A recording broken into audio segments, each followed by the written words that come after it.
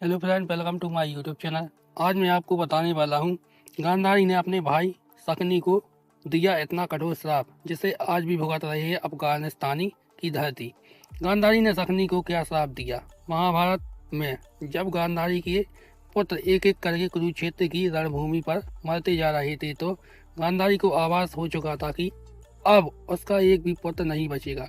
गांधारी ने अपने भाई शकुनी को अपने पुत्र दुर्योधन को समझा बुझाकर युद्ध रोकने की सलाह दी थी, लेकिन शकुनी विनाश के लिए आतुर था और उसने गांधारी की बात नहीं मानी। इस कारण से गांधारी ने क्रोधित होकर शकुनी को एक ऐसा श्राप दिया कि जिस तरह शकुनी ने हस्तिनापुर में अशांति फैलाई है, उसी तरह उसके राज्य में कभी शांति का वास नहीं रहेगा। यही कारण है कि वर्तमान में अफगानिस्तान बन चुके गांधार देश में आज भी किसी न किसी कारण से तनाव और युद्ध की स्थिति बनी रहती है।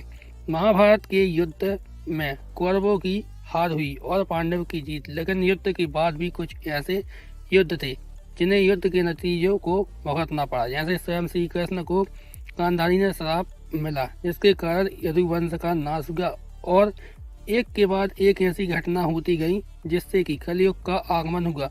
लेकिन क्या आप जानते हैं कि गांधारी ने केवल श्री कृष्ण को नहीं बल्कि अपने भाई शकुनी को भी श्राप दिया था।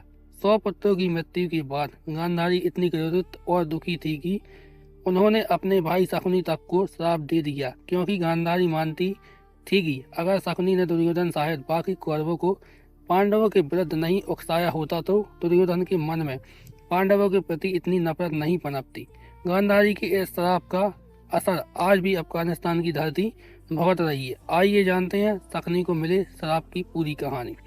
महाभारत काल में अफगानिस्तान को गांधार देश नाम से जाना जाता था। गांधारी और शकुनी गांधार नरेश सबल के पुत्र पुत्री थे। महाभारत की कहानी के अनुसार राजा संबल के शकुनी सहित 100 पुत्र थे और वही पुत्री गांधारी जब व्यवहार योग्य हो गई तो उसके पिता की बात करने के लिए राजा संबल कई ज्योतिषी से मिले। एक ज्योतिषी ने राजा संबल से कहा कि गांधारी की कुंडली में ऐसा योग बन रहा है जिससे तो वो विवाह के बाद विधवा हो जाएगी, इसलिए अपनी पुत्री का विवाह पहले एक बकरे से कर दीजिए। ज्योतिषी की बात मानकर राजा संबल ने बकरे से गांधारी का विवाह कर दिया।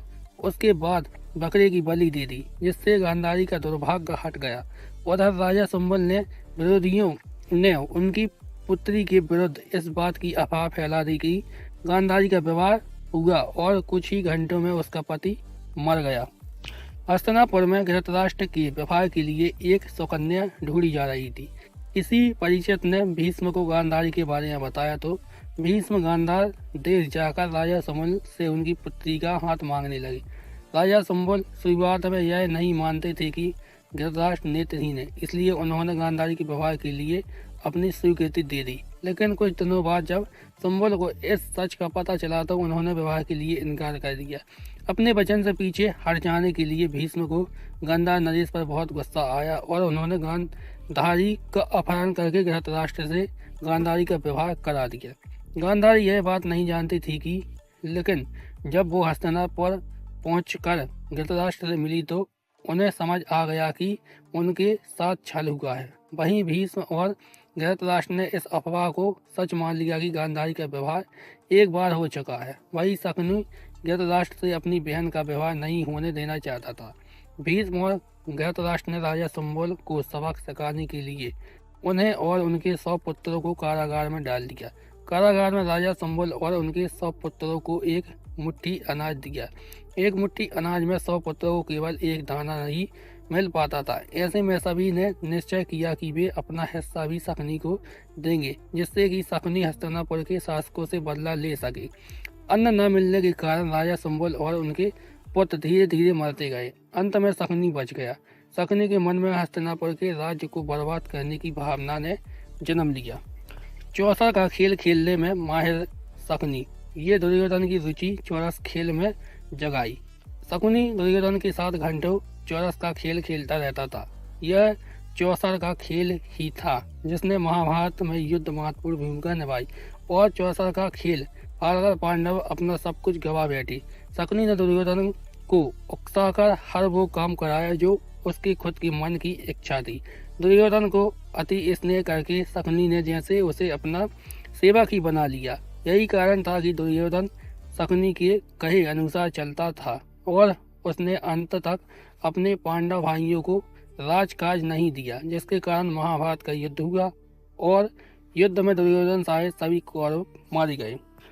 कुरुक्षेत्र की भूमि पर जब गांधारी ने अपने 100 कौरवों को खो दिया तो गांधारी बहुत ही क्रोधित और दुखी थी। गांधारी ने विलाप करते हुए श्री कृष्ण से कहा कि वे चाहते तो युद्ध रोक सकते, लेकिन उन्होंने कौरव और पांडवों को लड़कर मरने दिया। इसलिए गांधारी ने कृष्ण को श्राप दिया कि जिस तरह गांधारी के कुल का नाश हुआ है, उसी तरह कृष्ण यदुवंश का भी नाश हो जाएगा। गांधारी ने अपने श्री कृष्ण को नहीं बल्कि इस श्राप से पहले अपने भाई शकुनी को भी श्राप दिया था।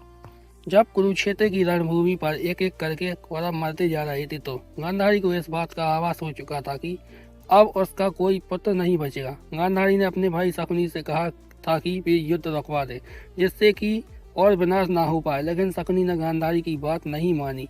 इस कारण से गांधारी ने दुखी होकर शकुनी को श्राप दिया था कि जिस तरह शकुनी ने उसके गृह राज्य हस्तिनापुर में आकर द्वेष और कलेश फैलाया है, उसी तरह गांधार नरेश शकुनी की गृह राज गांधार में भी कभी शांति नहीं रहेगी। वहाँ हमेशा गृह युद्ध चलता रहेगा।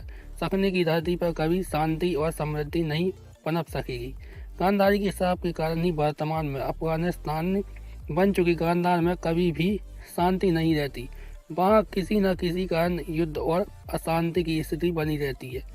कुछ पौराणिक मान्यता यह भी कहती हैं कि शकुनी ने अपने मृत भाइयों का बदला धृतराष्ट्र और भीष्म से लिया था।